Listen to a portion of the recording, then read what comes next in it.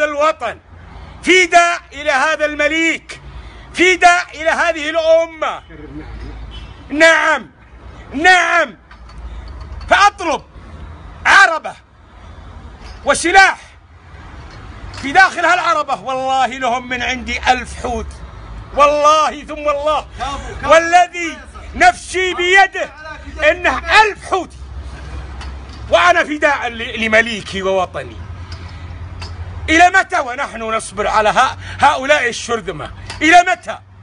إلى متى ونحن ساكتين ومحترمين أنفسنا؟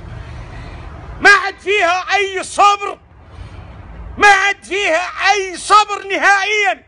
نعم أنا جاهز، جاهز. نعم. متحدثكم عادل الذيابي ابن غازي ابن حميد، سابقا قائد لفيلق في المملكة. جاهز والله والذي نفسي بيده إنني جاهز.